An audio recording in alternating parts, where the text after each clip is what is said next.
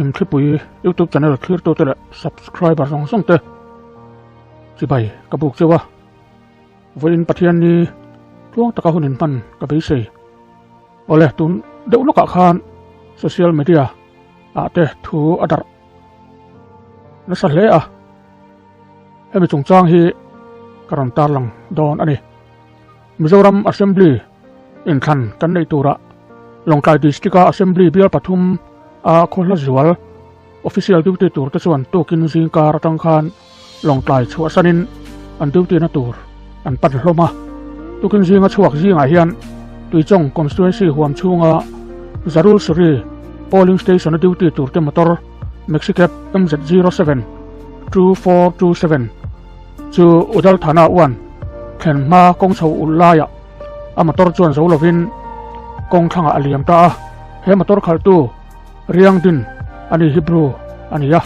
le security duty turakal 4th IR battalion ami constable number 278 zet lalmon zuala mamit luang pol veng chu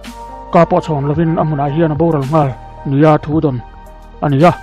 driver ero van ni thak takin hliam na lutuk lo atuara ahim lau ani heng Zarul Suri polling buta duty tur te hian Udal Thana 1 bul nai kong chowa an tlan chu motor hian a zo lowa a chuang te chu chokin motor chu an nora ma se kong chho ulai ani wangin an nor chuak zo lowa motor chu brake thutin kong thlang lama aliam zui tamai ni in kan thulak na chuan atar langa he motor a hian Zarul Suri polling buta duty tur presiding officer pakhat sipai pahnih le driver baka midang pathum an vain mi pasari an chuanga driver tilo midang zong te hi an chuk veka hetia motor aron bek thut lai hian sipai pakhat kong sira lo om chu motor hian nol telin alum puita ani motor lum na hi kham oi tak ni in an soya e motorina an nol tel zet lalmon zuala hi van doi thak takin amun a hian aboral ta ani lalmon zuala ruang hi Longkai chan mari venga a unau pa lal en kolate ina da ani don nia thudon ani hetiang ari wang hian